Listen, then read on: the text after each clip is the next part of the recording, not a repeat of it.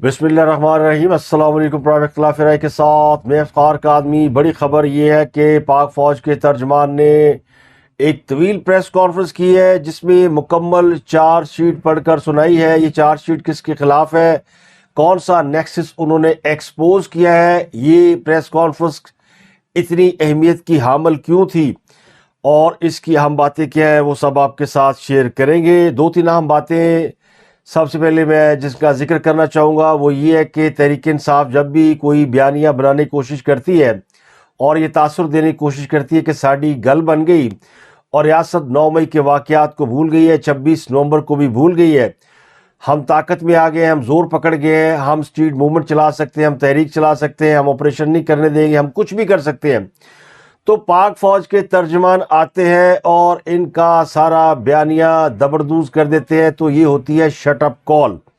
फौज कहीं भी ये तासुर नहीं कायम होने दे रही कि तहरीक इंसाफ या 9 मई के मुलजमान के हवाले से उनके दिल में, जहन में या दिमाग में कहीं भी कोई नरमी है, कोई तब्दीली है।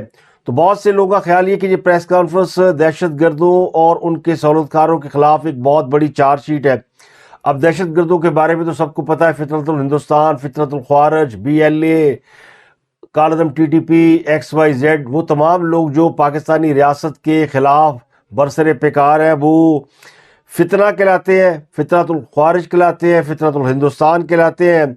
लेकिन इनके सहूलतकार कौन है, तो सहूलतकारों का भी नाम बता दिया है क्योंकि दहशत गर्दी हो रही है खैबर पख्तूनख्वा में, जिसे ना खैबर पख्तूनख्वा हुकूमत रोक पा रही है, ना फौज को रोकने देती है, ना खुद ऑपरेशन कर रहे हैं, ना फौज को ऑपरेशन करने देती है।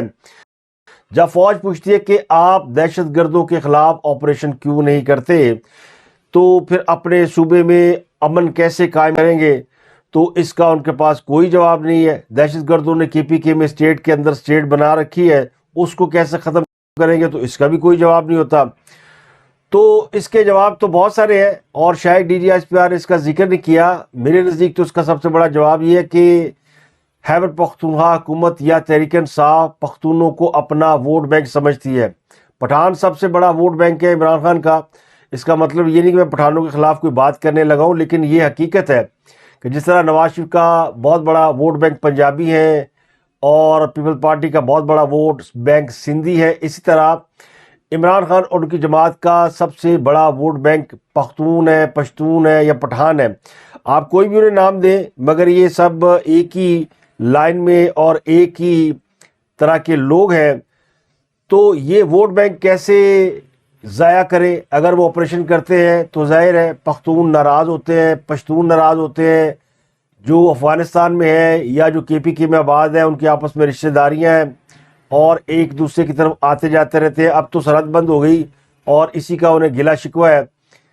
वो चाहते ये कि KPK और अफगानिस्तान के दरमियान सरहदें भी खुली रहे, लोग आते जाते भी रहें और ये एक दूसरे की सहूलतकारी भी करते रहे। तो असल में पठान या पख्तून तहरीक इंसाफ का वोट बैंक है, तो वो इसलिए ऑपरेशन नहीं होने देते क्योंकि उनका वोट बैंक डैमेज होता है। तो वो रियासत पर सियासत कुर्बान करने के लिए तैयार नहीं है। कई जमातों ने ये रिस्क लिया हुआ है जिन्होंने रियासत के ऊपर अपनी सियासत कुर्बान कर दी है और उन्होंने रियासत के लिए बड़े सख्त फैसले किए हैं। ये तो तहरीक इंसाफ से भी की जा रही है, लेकिन वो तो पूरी नहीं हो रही। DGISPR लेफ्टिनेंट जनरल अहमद शरीफ ने जो प्रेस कॉन्फ्रेंस की, उसमें वाज़ेह तौर पर जो बातें की हैं, वो एक तो तहरीक इंसाफ के खिलाफ चार्ज शीट है, दूसरा वज़ीर आला KPK सोहेल अफरीदी का रवैया है, उनके हवाले से भी बहुत सारे इल्ज़ामात सामने आए हैं और ये बताया गया है कि किस तरह कालदम TTP और दहशत गर्दों का नेटवर्क है जिसको KPK में फैसिलिटेट किया जा रहा है। ये सारा नेटवर्क सियासत में किस तरह पेनिट्रेट करता है, यानी सियासतदानों का और दहशत गर्दों का एक दूसरे के साथ किस तरह चोली दामन का साथ है।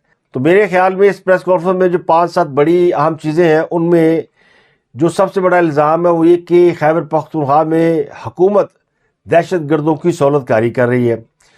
नंबर 2, ये अफ़गानिस्तान से मदद मांग रहे हैं कि वो अमन कायम करें। इन्हें पाकिस्तान की रियासत पे, पाकिस्तान के रियासती इदारों पर, फ़ौज पर एतमाद नहीं है। तीसरा ये कि ऑपरेशन ना खुद करते हैं ना फ़ौज को करने देते हैं, रुकावट डाली जा रही है। इनके पास KPK में अमन अमान कायम करने का कोई तरीक़ेकार भी नहीं है, कोई फार्मूला भी नहीं है। اور پانچواں یہ کہ خیبر پختونخوا حکومت کا جو بیانیہ ہے وہ دہشت گردوں کو سپورٹ کرتا ہے، اسٹیٹ کو نہیں، جو کہ نہیں چلے گا۔ اور ایک اہم نقطہ جو باقی دیگر ملکوں کے حوالے سے تھا جیسے افغانستان اور انڈیا، اس کے بارے میں یہ بتایا گیا کہ پاکستان نے اپنے دشمنوں کو اتنی بری طرح مارا ہے، کسی کو جنگ میں اور کسی کو آپریشن کے ذریعے، کہ دہشت گردوں نے اب ایک دوسرے سے ہاتھ ملا رہی ہے۔ اور انہوں نے یہ بھی کہا کہ افغانستان اور بھارت مل کر آ جائیں، دونوں کا شوق پورا کر دیں گے، اگر مزہ نہ آئے تو پیسے واپس۔ ہم کہتے ہیں کہ یہ پاکستان جو ہے ایک اللہ کا تحفہ ہے، اس پہ اللہ کی بڑی برکت ہے، تو لے آؤ جو تم نے کرنا ہے، دائیں سے آنا ہے، بائیں سے آنا ہے، اوپر سے آنا ہے، نیچے سے آنا ہے، اکٹھے آنا ہے، کسی کے ساتھ آنا ہے، ایک بار مزہ نہ کرا دیا نا تو پیسے واپس۔ باقی عمران خان کے بارے میں پہلے ذہنی مریض کے الفاظ استعمال کیے گئے تھے، آج کی پریس کانفرنس میں اشارتاً انہیں خبتی کہا گیا ہے۔ سہیل آفریدی کے بیانات کو لے کر یہ کہا گیا کہ وہ کون ہے، ریاست سے بڑا تو کوئی نہیں ہے، اور پھر ایک خاتون کے بارے میں کہا گیا کہ وہ باریک وارداتی ہے۔ تو فوج کو یہ پریس کانفرنس اس لیے کرنی پڑتی ہے جب دہشت گردی کی وارداتوں کے حوالے سے کنفیوژن پیدا ہو رہا ہو اور لوگ سوال اٹھانا شروع کر دیں، تو اس کو کلیئر کرنے کے لیے فوج کو آگے آنا پڑتا ہے، کیونکہ سیکورٹی کے معاملات فوج کے پاس ہیں۔ لیکن بہت سے صحافی ایسے ہیں جنہوں نے اس پریس کانفرنس میں بڑے اول فول قسم کے سوال کیے، میں حیران ہوا۔ جیسے انہوں نے کہا کہ جیسا وینزویلا میں آپریشن ہوا ہے، افغانستان میں رجیم چینج کے لیے پاکستان ایسا آپریشن کیوں نہیں کرتا؟ تو یہ بڑا احمقانہ سا سوال ہے۔ اب فوج کے ترجمان نے شروع میں تو یہ کہا تھا کہ سیاسی معاملات بات نہیں ہوگی، بات صرف سیکورٹی کے معاملات پر ہوگی، لیکن ان سے سیاسی سوال بھی ہوتے ہیں اور وہ سیاسی جواب بھی دیتے ہیں۔ تو پھر اس سے جو ہے وہ بہت سی سیاسی جماعتوں کے اندر دھواں اٹھتا ہے، کانوں سے دھواں نکلتا ہے اور پتہ نہیں کہاں کہاں سے دھواں نکلتا ہے۔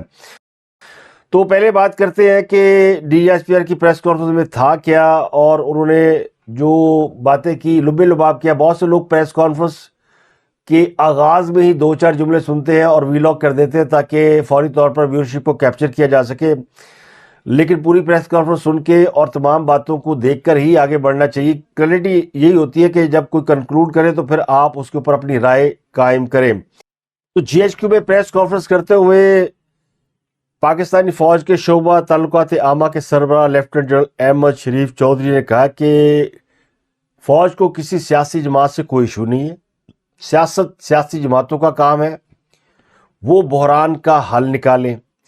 انہوں نے کہا کہ جو پریس کانفرنس ہے اس کا مقصد دہشت گردی کے خلاف جو فوج نے ایک سال میں کام کیا ہے اس کے بارے میں آپ کو بتانا ہے۔ یہ صرف فوج کی جنگ نہیں ہے، قوم کے ہر بچے کی جنگ ہے۔ دہشت گردوں کے خلاف اگر کھڑے نہ ہوئے تو یہ گھروں، بازاروں، گلیوں اور دفتروں میں آ کر بیٹھیں گے۔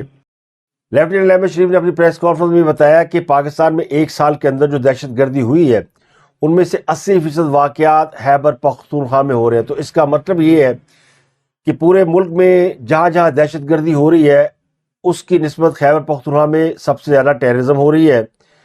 اس کی وجہ یہ ہے کہ کے پی کے میں دہشت گردوں کو سازگار سیاسی ماحول فراہم کیا جاتا ہے، جس کا مطلب یہ ہے کہ دہشت گرد وہاں پہ کھل کر کام کر رہے ہیں۔ انہوں نے یہ کہا کہ 2025 میں ہم نے 75,175 انٹیلیجنس بیس آپریشن کیے ہیں، دہشت گردی کے 5,400 واقعات ہوئے ہیں، اور قانون نافذ کرنے والے اور سویلین کی شہادت 1,235 افراد ہیں۔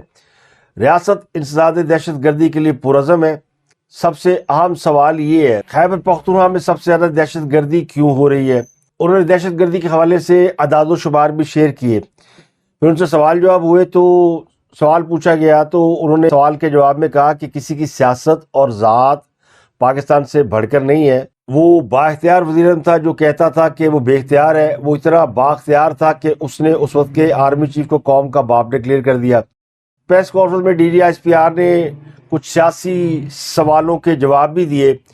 ان سے سوال پوچھا گیا کہ 2021 میں جب کالعدم ٹی ٹی پی کے لوگ پاکستان آئے تھے تو اس وقت پاکستان کی جو ملٹری اسٹیبلشمنٹ ہے وہ بھی اس فیصلے میں شامل تھی، تو ان کے اوپر کیوں کوئی کارروائی نہیں ہوتی؟ تو انہوں نے کہا کہ پہلی بات تو یہ کہ 2021 میں جو وزیر اعظم تھے بڑے با اختیار تھے، وہ جو کہتا تھا کہ وہ بے اختیار تھا، وہ اتنا با اختیار تھا کہ اس نے اس وقت کے آرمی چیف کو قوم کا باپ ڈکلیئر کر دیا تھا۔ یہ بیانیہ بڑا مضحکہ خیز ہے کہ ہم بے اختیار ہیں، کوئی فیصلہ نہیں کر سکتے۔ انہوں نے کہا ہم تو سمجھتے ہیں کہ قوم کا ایک ہی باپ ہے قائد اعظم محمد علی جناح، اور قوم کے ایک ہی شاعر ہے علامہ اقبال، لیکن اس وقت کے وزیر اعظم نے آرمی چیف کو اپنا باپ ڈکلیئر کر دیا۔ تو یہ سب کچھ سیاست کے لیے کیا گیا۔ انہوں نے سوال کیا کہ اس وقت کے ڈی جی آئی سے کدھر ہے؟ جو اس وقت لیڈر تھا جو کہ اپنی پارٹی کو ایک ایز اے بالکل ڈکٹیٹر کے طور پہ چلاتا ہے، آپ دیکھیں کہ پوری پارٹی، وہ کہتے ہیں نا جمہوریت، تو جمہوریت سب سے ساری پارٹی تو ایک بندے کے ریوالو کرتی، اس وقت بھی پوری حکومت ایک بندے پہ ریوالو کرتی تھی۔ اس وقت بھی ان کو تھا بات چیت کرو، بات چیت کرو، بات چیت کرو، اور وہ جس چیز کے پیچھے پڑ جاتا ہے کہ بات چیت کرو، بات چیت کرو۔ اور جو اس وقت ڈی جی آئی تھے وہ کدھر ہے اس وقت، جن کو انہوں نے اپنی سیاست کے لیے استعمال کیا؟ آپ یہ ادارے پہ نہیں لگا سکتے، یہ شخصیات کا کھیل تھا۔ بھائی وہ وزیر اعظم تھا، وہ بااختیار وزیر اعظم تھا، جو بعد میں کہتا ہے میرے پاس تو اختیار ہی کوئی نہیں تھا، میں فیصلہ نہیں کرتا ہوں۔ انہوں نے کہا ہمیں کسی سیاسی جماعت سے کوئی ایشو نہیں ہے، سب سیاسی جماعتیں اور صوبے برابر ہیں۔ آج کی حکومت بھی بااختیار اور پہلے کی حکومتیں بھی بااختیار ہیں، سیاسی اور عسکری قیادت ایک ہی پیج پر ہے۔ یہ ریاست کا بیانیہ ہے کہ دہشت گردی کے خلاف جنگ بزور طاقت جیتیں گے، اور اس میں علماء اور مشائخ کو بھی بڑی کلیئرٹی ہے۔ انہوں نے نیشنل ایکشن پلان کا بھی ذکر کیا اور کہا کہ نیشنل ایکشن پلان پر تمام سیاسی جماعتوں کا اتفاق ہے۔ دہشت گردی کے خاتمے کے لیے نیشنل ایکشن پلان پر عمل درآمد بڑا ضروری ہے۔ اب یہ نیشنل ایکشن پلان جب نواز شریف وزیر اعظم تھے اس وقت بنا تھا، اور اس نیشنل ایکشن پلان کے ذریعے فوج نے بڑی کامیابی حاصل کی تھی۔ اس پریس کانفرنس میں وزیر اعلیٰ کے پی کے بیانات چلائے گئے، سابق اسپیکر قومی اسمبلی اسد کیسر کا بھی ایک بیان چلایا گیا، اور بتایا گیا کہ کس طرح وہ آپریشن کی مخالفت کر رہے ہیں۔ ہم کسی آپریشن کو نہیں ہونے دیں گے۔ فوج نے ایک بڑا سوال پوچھا ہے کہتے ہیں کہ کہ یہ فوج جون سی ہے دہشت گرد جو ہے وہ اس کو کہ وڈرا کر جائے۔ A N P, J U I, People Party, Muslim League Noon جیسی جماعتوں کے ارکان پر حملہ کرتے ہیں، لیکن پی ٹی آئی کے اوپر حملہ نہیں کرتے۔ انہوں نے کہا کہ پی ٹی آئی کا بیانیہ کھل کر سامنے آ گیا ہے۔ فوج نے تحریک انصاف سے یہ پوچھ لیا کہ خیبر پختونخوا میں آپریشن نہیں کرنا تو کیا خارجی نور ولی کی بیعت کر لی جائے؟ تو یہ بھی ان کا بیانیہ بھی کھل کے سامنے آ گیا اس سال۔ نہ کوئی منطق ہے، نہ کوئی لاجک ہے کہ اچھا جی ملٹری آپریشن نہیں کرنا تو پھر کرنا کیا ہے؟ پھر کیا دہشت گردوں کے پیروں میں بیٹھ جانا ہے؟ پھر کیا خارجی نور ولی محسود کو اس صوبے کا وزیر اعلیٰ لگا دینا ہے؟ کیا اس کی بیعت کر لینی ہے؟ کیا ہیبت اللہ صاحب آپ بتائیں گے کہ چارسدہ میں کیا ہوگا؟ تو D G S P R نے پی ٹی آئی کے دہشت گرد مافیا کو پوری طرح ایکسپوز کر دیا، بلکہ رگڑ دیا۔ ان سے سوال کیا کہ سہیل افریدی یہ کہہ رہے ہیں، وہ کہہ رہے ہیں، تو انہوں نے کہا کہ تم ہو کون ہوتا ہے کہ ہمیں آپریشن سے روک لے؟ انہوں نے تحریک انصاف کی حکومت کے اوپر یہ الزام لگایا کہ یہ کہہ رہے ہیں افغانستان ہماری مدد کرے۔ فرما رہے ہیں کہ ہمیں افغانستان مدد کرے۔ افغانستان سامنے کھل کے ننگا ہو گیا، جو افغان طالبان وہاں کی حکومت ہے، کہ وہ امن کرے گا کہ پی کے میں اور پاکستان میں، جو پوری دنیا میں تمام دہشت آرگنائزیشنز کو لے کے جو وہاں پہ قابض گروپ بیٹھا ہوا ہے، اس سے کہہ رہے ہیں کہ آپ ہمیں سیکورٹی پرووائڈ کریں۔ افغان طالبان پاکستان، یہ کون سی پالیسی ہے کہ ہم کابل سے بھیک مانگ رہے ہیں؟ کابل ہماری سیکورٹی کی گارنٹی کرو۔ جو پوری دنیا کی دہشت گرد تنظیموں کو لے کر قابض ہو کر بیٹھا ہے، اسے کہتے ہیں کہ سیکورٹی کی گارنٹی کرو۔ اس کے علاوہ صحافی احمد میر نے بھی ان سے داعش اور طالبان کے حوالے سے کچھ سوال پوچھے، تو D G S P R نے اس کا کیا جواب دیا؟ آئی ایس کے پی یعنی داعش اور افغان طالبان کی تو آپس میں کوئی کوارڈینیشن نہیں، ایک دوسرے کے دشمن ہیں، لیکن یہ ریاست پاکستان کے خلاف دونوں لڑائی میں مصروف ہیں۔ Who says this؟ کہ یہ جو داعش ہو، القاعدہ ہو، ٹی ٹی پی ہو، فتنہ الخوارج، فتنہ الہندوستان ہو، ای ٹی آئی ایم ہو، جو بھی ہو، they have no ideology۔ B L A وہ فتنہ الخوارج کے ساتھ مل کے کام کر رہی ہے۔ آپ مجھے بتائیں کہ وہ ایک ایتھنک آرگنائزیشن ہے، یہ ایک اپنے آپ کو ریلیجس آرگنائزیشن ہے، ان میں کون سی سملیرٹی ہے؟ کون سی آئیڈیولوجیکل اوور لیپس ہیں ان کے آپس میں؟ اس لیے کہ ان کے باپ نے کہا کہ تم اکٹھے ہو جاؤ کیونکہ تمہیں علیحدہ علیحدہ مار پڑ رہی۔ تو ان سب کا ایک ہی باپ ہے، اور باپ جو ہے وہ افغان طالبان ہے۔ اس پریس کانفرنس میں فوج نے ایک اہم انکشاف یہ کیا کہ شام سے 2500 دہشت گرد افغانستان پہنچ گئے ہیں، ان میں ایک بھی پاکستانی نہیں۔ یہ خطے کی سلامتی کے لیے ایک سنجیدہ خطرہ ہے۔ بھارت خطے میں دہشت گردوں کو بطور پراکسی استعمال کر رہا ہے۔ ان گروہوں کو اسلحہ اور مالی وسائل فراہم کیے جا رہے ہیں۔ سیکورٹی اداروں کے پاس اس کے مکمل شواہد موجود ہیں۔ انہوں نے کہا کہ افغان طالبان سے مذاکرات کے لیے کہا جاتا ہے، لیکن زمینی حقائق کو نظر انداز نہیں کیا جا سکتا۔ دہشت گردوں نے خیبر پختونخوا میں مسجد پر حملہ کیا۔ فیلڈ مارشل نے خود پشاور کا دورہ کر کے اس مسجد کے ملبے پر کھڑے ہو کر دہشت گردی کے خلاف واضح موقف دیا۔ انہوں نے کہا کسی بھی ملک میں 5% کے برابر بھی دہشت گردی ہو تو وہ ریاست قائم نہیں رہ سکتی۔ کے پی کے میں دہشت گردی کے حوالے سے انہوں نے بتایا کہ پچھلے سال دہشت گردی کے 10 بڑے واقعات ہوئے ہیں۔ بنو کینٹ، جعفر ایکسپریس، نوشکی میں سول بس اور خزدار میں اسکول بس کو نشانہ بنایا گیا۔ Federal constabulary headquarter, F C headquarter Quetta, police training school D I, Khan cadet college Wana اور اسلام آباد جوڈیشل کمپلیکس کو نشانہ بنایا گیا۔ پشاور میں دوبارہ فیڈرل کانسٹیبلری ہیڈ کوارٹر کو نشانہ بنایا گیا اور ان تمام واقعات میں افغانی ملوث پائے گئے۔ حملہ کرنے والا ہر افغانی مارا جاتا ہے۔ بارڈر بند کرنے سے دہشت گردی کے واقعات میں کمی ہوئی ہے۔ انہوں نے کہا کہ ایک بیانیہ بنایا جاتا ہے کہ پاکستانی فوج ڈرون استعمال کرتی ہے۔ ان کا سرپرست اعلیٰ ہندوستان ان کو ہر چیز فراہم کرتا ہے۔ خارجیوں نے مسلح آرمڈ کوارڈ کاپٹر کا استعمال شروع کیا۔ یہ مساجد اور عوامی جگہوں اور گھروں پر ڈرون سے حملہ کرتے ہیں۔ جو لوگ ابھی بھی کہتے ہیں کہ بات چیت سے مسئلے کا حل کریں، ان سے پوچھیں کہ انہیں طالبان سے کیا محبت ہے۔ فیلڈ مارشل کی ہدایت ہے کہ ان سے کوئی بات چیت نہیں ہوگی، ہماری طرف سے کلیئرٹی ہے، یہ خوارج ہے، ان سے لڑنا ہے، ان کو کوئی سپیس نہیں دینی۔ تو یہ اوورال جو پریس کانفرنس تھی اس میں بڑے اہم سوال پوچھے گئے، لیکن بڑی کلیئرٹی کے ساتھ یہ بات سامنے آئی کہ تحریک انصاف اور اسٹیبلشمنٹ کے درمیان جو انڈرسٹینڈنگ کا لیول ہے وہ اسی طرح ہے جو 9 مئی کے بعد ہے، یعنی اس میں کوئی تبدیلی نہیں آئی۔ اور خیبر پختونخوا میں دہشت گردی کے حوالے سے ریاست کو بہت تشویش ہے، لیکن خیبر پختونخوا حکومت وہاں پر امن و امان میں سنجیدہ نہیں ہے اور وہ کوئی ایسے اقدامات نہیں کر رہی کہ وہاں پہ دہشت گردی کے واقعات میں کسی بھی طرح کی کمی لائی جا سکے۔ بلوچستان حکومت کی انہوں نے بڑی تعریف کی کہ انہوں نے دہشت گردی کے حوالے سے ریاست کے وسائل کو پوری طرح استعمال کیا ہے، جبکہ کے پی کی حکومت یہ کام نہیں کر رہی۔ تو سیاست کے حوالے سے انہوں نے معاملات حکومت کے کورٹ میں ڈال دیے اور کہا کہ اگر سیاسی معاملات پر بات کرنی تو ان سے کریں، ہمیں کوئی پرابلم نہیں ہے۔ قوم کو جو آئینہ دکھانا تھا وہ دکھا دیا ہے کہ کے پی کی حکومت دہشت گردی روکنے کے لیے کچھ نہیں کر رہی اور پاکستان میں سب سے زیادہ دہشت گردی کے پی کے میں ہو رہی ہے۔ تو بنیادی طور پر یہ تحریک انصاف کے جو بیانیہ تھا پچھلے چند ہفتوں کے دوران کہ اب ان کو کھل کھیلنے کی اجازت مل گئی ہے، وہ بیانیہ تو آج فوج کے ترجمان نے پریس کانفرنس کر کے دفن کر دیا ہے۔ دوسری اہم خبر ہے کہ خان کی بہنوں نے کارکنوں سمیت اڈیالہ جیل کے باہر سورہ یاسین کا ورد کیا ہے۔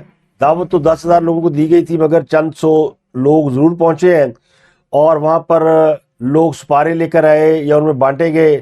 پولیس ڈر کے مارے پیچھے رہی تاکہ کہیں ان پر توہین کا الزام نہ لگ جائے۔ تو کچھ لوگوں نے میری تصحیح فرمائی ہے سورہ یاسین کے حوالے سے۔ موسٹلی لوگوں کا کہنا ہے کہ یہ اس وقت پڑھی جاتی ہے اجتماعی طور پر جب کوئی نزاع کے عالم میں ہو، جان کنی کے عالم میں ہو، مرنے والا ہو اور جان نہ نکل رہی ہو، اس بڑی تکلیف میں ہو۔ تو اب سوال یہ کہ خان صاحب کی بہنوں نے اڈیالہ جیل کے باہر اس کا اہتمام کیوں کیا، وہاں پہ سورہ یاسین کیوں پڑھائی؟ کیا عمران خان کسی مشکل میں ہے؟ کیا وہ نزاع کے عالم میں ہے؟ اور اس پاک عمل کے ذریعے ان کی جسم کو ان کی روح سے نجات دلانے کی دعا مانگی گئی ہے، واللہ عالم۔ لیکن پی ٹی آئی نے جس طرح مذہبی کارڈ کھیلنے کی کوشش کی، اس کے جواب میں حکومتی حکمت عملی یا اداروں کا رد عمل خاصا محتاط نظر آیا۔ اب وہاں پہ پانی پھینکا گیا تو انہوں نے شور مچایا، جی گندا پانی پھینکا گیا۔ کوشش کی گئی کہ وہ ایشو بنائے، لیکن ایک تو پانی ان لوگوں پہ نہیں پھینکا گیا جو قرآن خوانی کر رہے تھے، جو راستے میں تھے ان کو ڈسپرس کرنے کے لیے ویسے پانی پھینکا گیا۔ اور پھر پانی پھینکنے والے کہتے ہیں کہ اب تو اس پانی کے اوپر جو ہے وہ قرآنی آیات لوگوں نے پڑھی ہیں تو یہ پاک ویسے ہی ہو گیا۔ تو بہرحال اس پہ میرا کوئی ٹیک نہیں ہے، لیکن پانی نہیں پھینکنا چاہیے تھا اگر پھینکا گیا تو، لیکن مجموعی طور پر کوئی ڈرامہ جو کرنے کی کوشش کی گئی تھی وہ نہیں ہوا۔ بہت کوشش کی لیما خان نے، صحافی ان سے سوال پوچھے جاتے تھے یا پولیس والے ساتھ جاتے تھے تو کہتے تھے یہ سپارہ پکڑو اور پڑھو۔ ایک بات تو ماننی پڑے گی کہ حافظ جی نے تحریک انصاف کو سپارے پڑھنے پہ لگا دیا ہے، کم از کم مذہب کی طرف راغب کیا ہے، بے شک مذہبی کارڈ ہی کھیلا ہے، تو چلے کوئی نہیں۔ پی ٹی آئی کو یہ بھی احساس ہے کہ کالعدم تحریک لبیک جو ہے وہ اب بین ہو چکی ہے، تو ویکیوم تو کریٹ ہوا تو کہیں نہ کہیں وہ ان کے لوگوں کو بھی کیپچر کرنا چاہتے ہوں گے، لیکن جو مقصد تھا وہ حاصل نہیں ہو سکا۔ اس موقع پر کافی لوگ وہاں پہنچے، پہلے سے زیادہ لوگ تھے، لیکن وہ جو 10,000 والا فگر تھا نا وہ بھی نہیں ہو سکا، یعنی یہ بلین مارچ کے دعوے کرتے تھے اور اب 10,000 لوگ بھی یہ اکٹھے کرنے میں کامیاب نہیں ہوئے۔ وہاں پر موجود تھے گور علی خان، انہوں نے میڈیا سے بات کی کہ دیکھیے آج بھی ملاقات نہیں کرنے دی گئی۔ پھر انہوں نے کہا کہ مذاکرات کی بات اگر 5 بڑوں تک پہنچ گئی ہے تو اسے نہ ہی سمجھا جائے، کیونکہ نہ 5 بڑے ملاقات کر سکتے ہیں نہ ہی اس کی ضرورت ہے۔ تو اگر پاکستان کے 5 بڑے سیاستدان اور عمران خان کو بھی 5واں مان لیا گیا کہ وہ بھی ایک سیاسی طاقت ہے، بیٹھ جائیں، بات کر لیں، نیگوشیٹ کریں تو راستہ نکل سکتا ہے، لیکن تحریک انصاف کے لوگوں کے عقل میں، ذہن میں یہ بات نہیں آ سکتی اور وہ کہتے ہیں کہ اس کی ضرورت ہی نہیں ہے۔ تو ضرورت کس چیز کی ہے؟